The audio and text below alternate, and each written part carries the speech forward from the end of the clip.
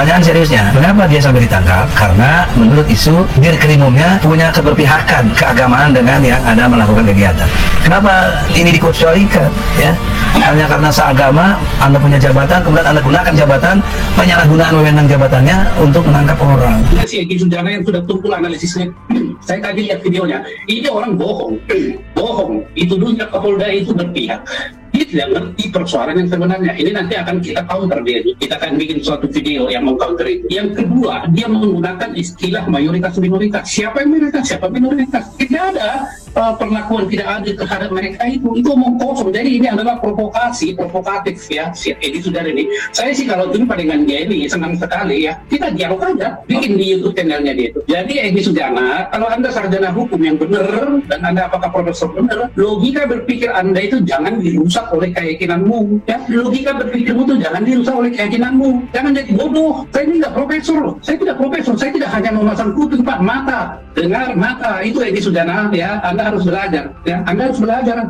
Ini orang bodoh yang belajar kepada saya tantang Anda ini. Jadi kalau Anda ingin mencerdaskan pengikut Anda, berbicaralah yang benar dan objektif.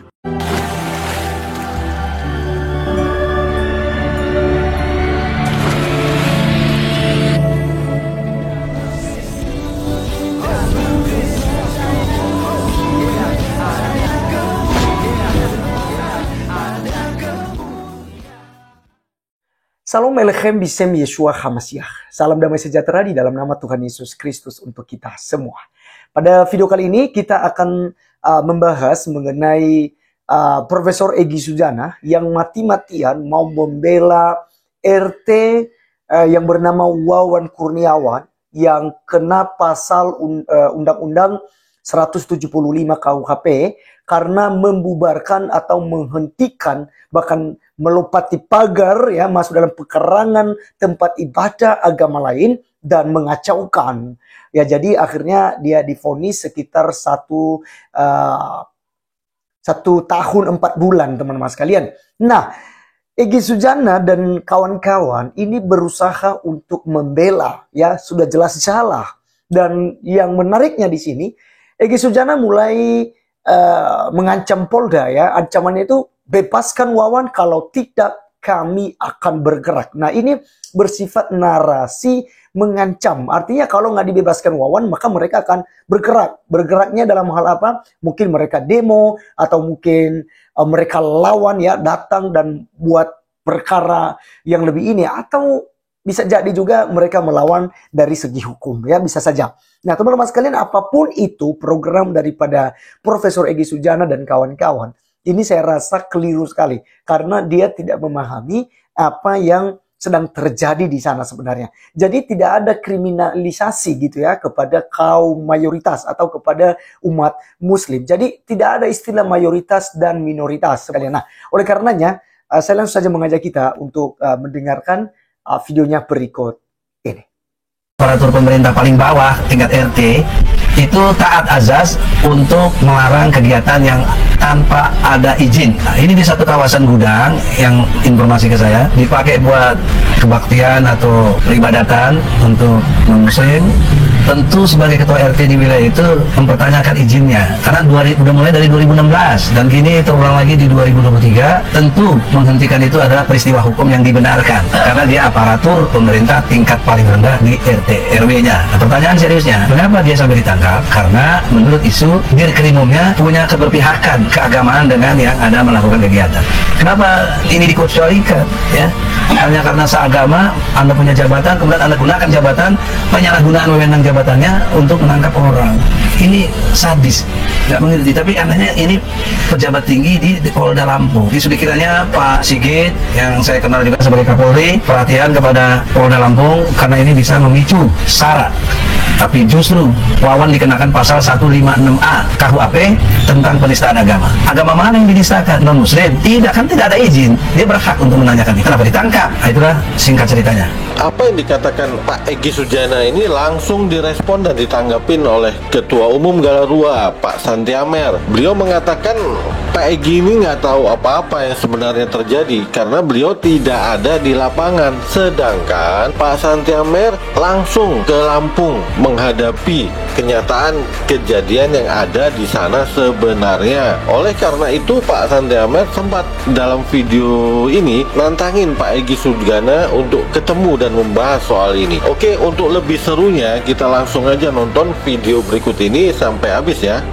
Agamamu agamamu, agamaku agamaku.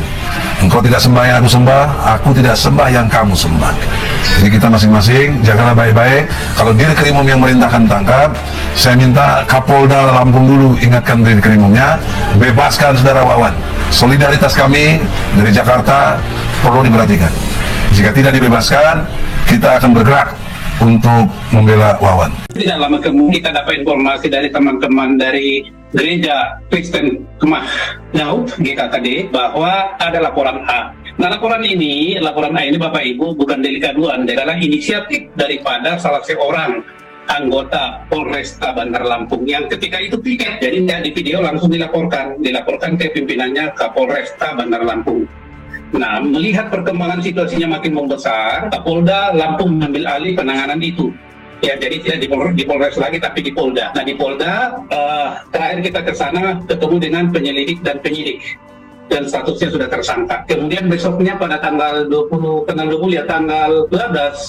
itu, karena kita ke sana tanggal 14 Maret, pulang tanggal 15, tanggal 16 kita dengar dia sudah sudah ditahan. Nah, jadi kita ikuti perkembangan semua di sana karena ini adalah inisiatif daripada Polres, maka kita akan berpikir langsung analisa perkembangan situasi. Pertama, langsung ada tokoh masyarakat, ada mengatasnamakan tokoh masyarakat berkirim surat langsung ke Kapolda untuk menghentikan penyidikan kasus Wawan Kurniawan. Itu ditolak. Yang kedua, pihak Wawan Kurniawan dan kelompoknya, saya katakanlah kelompoknya melakukan pendekatan kepada GKKD untuk melakukan berdamai, walaupun pada awalnya itu tanggal 23 Februari mereka melakukan rekonsiliasi. Tapi kita nilai itu adalah rekonsiliasi yang dipaksakan, bukan lahir daripada keinginan tulus dari Wawan Kurniawan TS. Kemudian kita juga dengar informasi ada beberapa kelompok untuk melakukan demo nanti di Polda Lampung supaya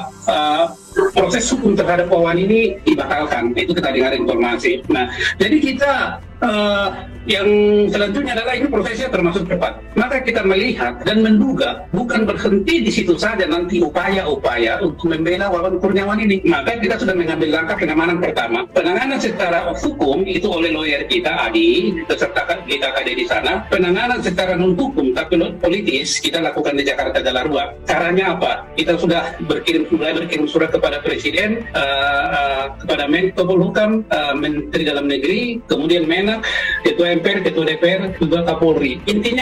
Salah satu intinya adalah supaya para pimpinan lembaga tinggi negara ini melakukan pengawalan tentang proses hukum Wawan Kurniawan ini berjalan aja sebagaimana mestinya. Yang kedua, melindungi karena kita antisipasi, melindungi aparat kepolisian yang melaksanakan tugasnya dengan baik. Jangan mereka ditahan atau karirnya dihambat, termasuk si pelapor, si penyelidik dan si penyidik, Kapolres dan Kapolda. Ya, ini kita bersurat itu. Jadi mulai muncul apa dugaan kita benar. Nah, karena si kunyuk ini, saya katakan kunyuk apa itu salah atau enggak si Egy Sujana yang sudah tumpul analisisnya.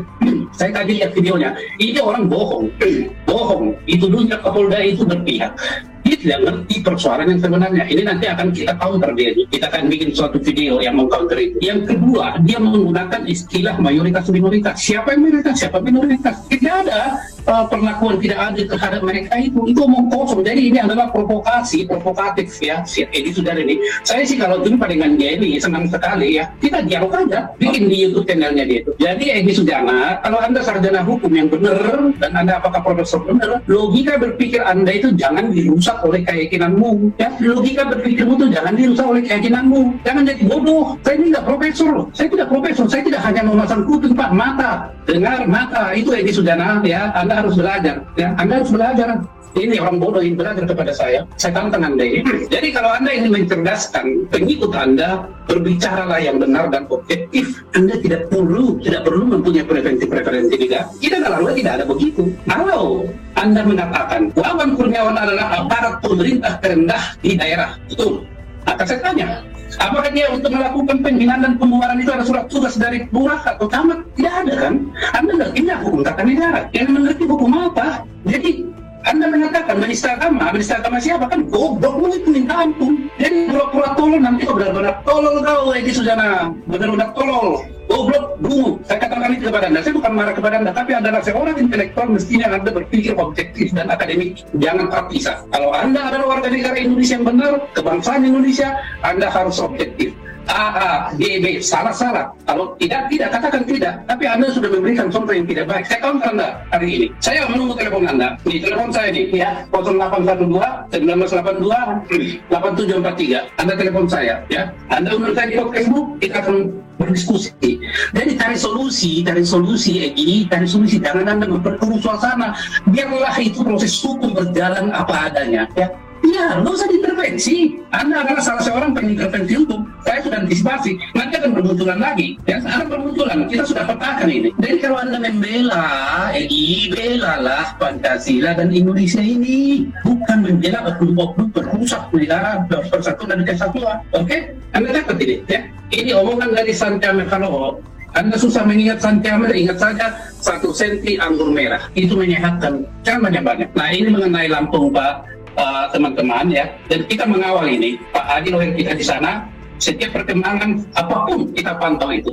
Tetapi kewajiban Galarua adalah memberikan pertolongan dan perlindungan kepada orang-orang yang menjalankan hukum dengan benar. Jadi jangan itu disalahkan si pelapor, jangan disalahkan itu si Kapolresta Bandar Lampung, jangan disalahkan itu penyidik dan penyidik, jangan disalahkan itu Kapolda. Oh jangan, nggak ada hubungannya. Anda melanggar hukum, tangkap, selesai. Jangan pakai istilah itu SKB. Anda tadi mengatakan SKB 3 Menteri. Goblokmu itu kan bukan SKB 3 Menteri. Jadi itu PPM sekarang. PPM 2 Menteri dalam Menteri Agama dan Menteri Dalam Negeri. Jadi jangan asbun. Ya. Kau artinya kalau SH, maaf ini ya.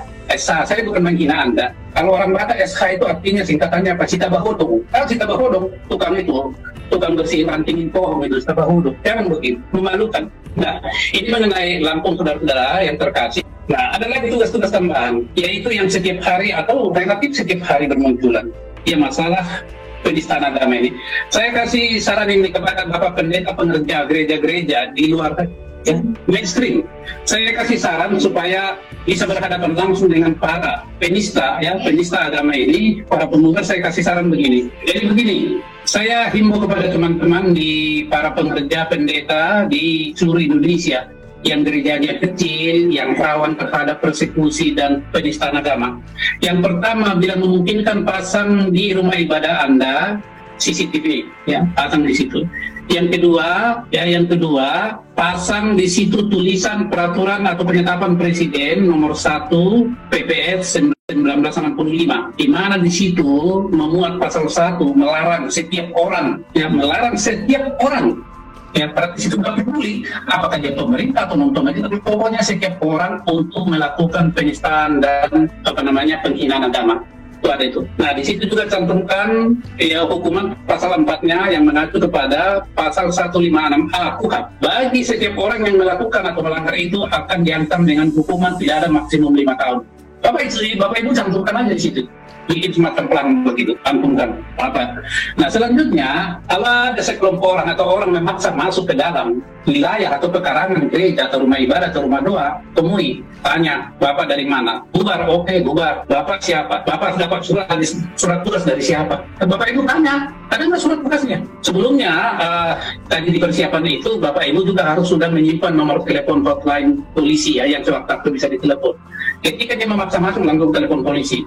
Lakukan dialog, siapa? Oh, bubar begini, oke, bubar. Bapak dapat tugas dari siapa? Mana surat perintah? Dia tidak akan berani mengeluarkan itu. Karena surat perintah itu minimal harus ditandatangani oleh lurah atau camat. Ketika lurah dan camat melakukan itu, habis dia. Bapak tanya. Nah, kalau dia nggak mau suruh keluar, tetapi pada saat yang bersamaan kan polisi sudah datang. Jadi Bapak Ibu, kalau ada begini, nggak usah langsung panik. Begitu langkah-langkah yang saya sarankan, nanti akan saya share itu ya. Saya akan share langkah-langkah yang disarankan oleh Galarua, sehingga Bapak Ibu bisa melaksanakan ibadah dengan tenang. Tidak ada istilah itu seperti si Profesor Egy Sujana itu mana izin. Sama saya tanya dia, kalau Anda misalnya ibadah di pinggir jalan, saya mau tanya ada izin atau enggak? Tapi dia tidak mau. Dia harus tahu diri dong. Nah, itulah yang bisa saya sampaikan dulu. Bagaimana kita 2024 ini ya semakin singkat waktunya, tinggal berapa bulan ini? 8 bulan, 9 bulan. Jadi kita harus bekerja cepat ya, untuk bisa melakukan sesuatu yang bermanfaat bagi negara ini. Kalau negaranya mau, kalau enggak ya sudah, itu aja. Oke, teman-teman sekalian, itulah video yang kita sudah saksikan bersama. Dan teman-teman bisa simpulkan sendiri bagaimana Pak Egy Sujana ini tidak mengerti kejadian yang sesungguhnya. Apakah kalau yang beragama Islam mengacaukan agama non-Islam seperti Kristen yang dilakukan oleh Wawan Kurniawan, ya apakah dia tidak boleh dikenai pasal undang-undang gitu loh, dan dia tidak boleh ditangkap gitu karena dia istilahnya mayoritas gitu. Nah, dia juga membangun sebuah narasi bahwa polisi yang menangkap Wawan Kurniawan ini ya berpihak ya gitu ya, kurang lebih seperti itu, berpihak kepada orang Kristen, akhirnya menangkap si Wawan ini. Jadi itu bisa memicu isu SARA, kata Egy Sujana. Dan ini sangat keliru sekali teman-teman sekalian. Narasi seperti ini adalah narasi supaya masalah ini semakin besar ya, dan terjadi yang namanya ya perkelahian nantinya ya dari narasi-narasi yang dibangun oleh Profesor Egy Sujana ini. Nah, kita bersyukur karena ada orang-orang yang memang langsung menangani gitu ya, dan juga beberapa ustadz saya lihat mereka juga tidak membenarkan apa yang disampaikan oleh Profesor Egy Sujana. Terima kasih teman-teman sekalian. Silakan share video ini supaya masyarakat Indonesia bisa cerdas dengan apa yang sudah dijelaskan oleh Ketua Galarua, sehingga kita bisa tahu cara-cara untuk melawan radikalisme, premanisme, dan intoleran. Terima kasih. Sekian video kali ini. Sampai ketemu di video berikutnya. God bless you all.